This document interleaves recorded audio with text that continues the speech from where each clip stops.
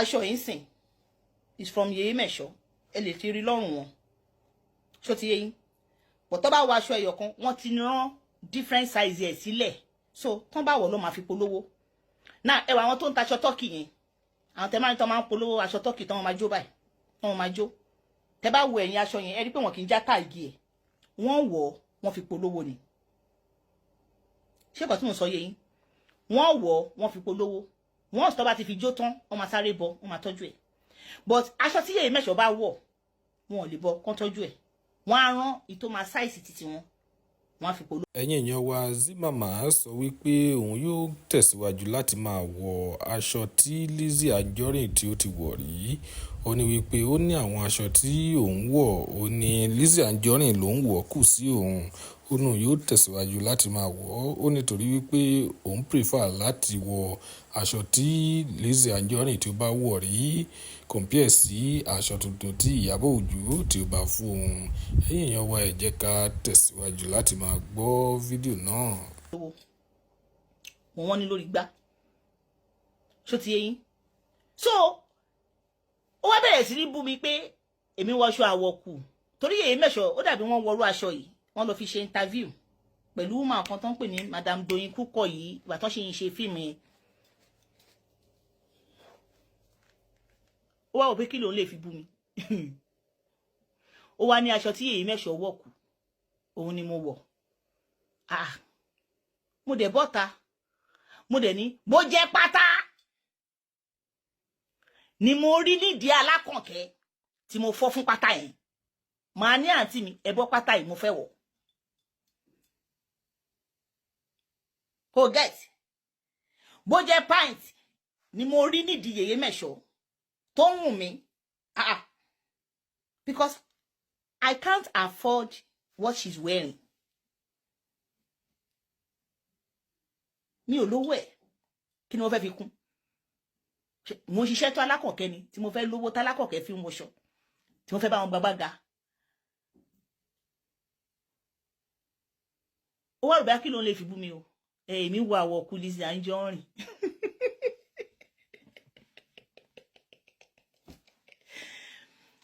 mo dẹ̀ yá bọ́ta mo dẹ̀ yá admit ẹ̀ mi ò ṣe ní wọ̀ ẹjọ́ kí ni ta ló máa wọ̀ tí bá wọ̀ ṣé ìgbà tẹ́ raṣọ ìlọ́rùn mi ẹ má parọ́ ṣé kò ṣe rẹ́gí ẹ béèrè ẹ̀yin tẹ́ raṣọ ìlọ́rùn mi tẹ́ ráìtì Yeye Mesho pé ẹ fẹ́ rà èlò lọ́pẹ́ fún yín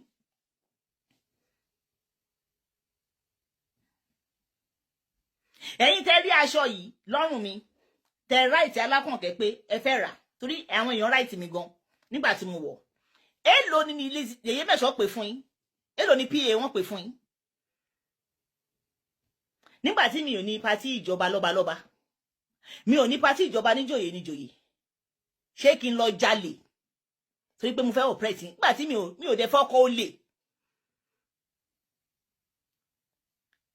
ẹni tí bá sùn tì ni màá jarun pátì àǹtí mi dẹ̀ mọ rírì mi gẹ́gẹ́ bí àbúrò tó dá for the fact that pé orí igbá wọn ló ti fún mi láṣọ yìí o mo fi nǹkan tí máa jẹ́ láyé mi mo fi búra èmi mo jánu láìlọ́n orí igbá wọn ló ti fún mi now for the fact that pé ọkọ̀ tí ẹ wá lọ rò ó ipa aṣọ tí Lizzy Anjorin ti wọ̀ ni mo wọ̀ yẹn is a grace for me I will tell you the reality ipe she trusted me and give me her cloth wọn ò rò pé aṣọ táwọn ti wọ̀ mo fẹ́ lọ fi ṣògùn owó àbí mo fẹ́ lọ fi ṣe aburú sáwọn ẹni tí wọ́n bá nífẹ̀ẹ́ lèèyàn ń bọ́ aṣọ ẹ̀ fún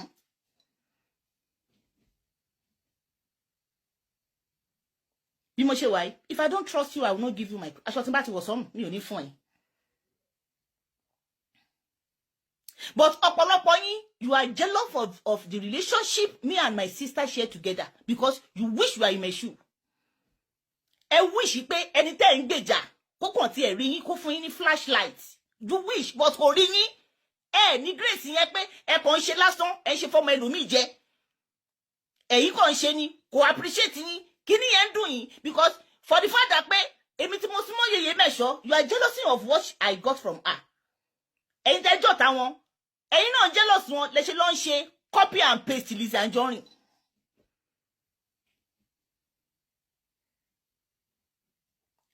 ẹ wo wèrè tó ní pé mi wọ aṣọ àwọ̀kù tí Lizzy Anjorin wọ̀ o ẹ̀yin tẹ́yẹ̀ tí Lizzy Anjorin o ẹ̀ ń bú èmi tí mo jẹ́ àbúrò wọn pé mo wọ aṣọ àwọ̀kù wọn ẹ jẹ́ ká accept mo wọ̀ but ẹ̀yin tẹ́yìn jọ̀ta tẹ́yìn ò lè wọ aṣọ àwọ̀kù Lizzy Anjorin ṣùgbọ́n ẹ lọ kọ́pì pendant Lizzy Anjorin àti ṣéènì ẹ̀ ń wọ̀ sọ́rùn ẹ̀yin ò rí pé they wish they were in my shoe she wishes. Kò dẹ̀ sí nǹkan tẹ́ lè sọ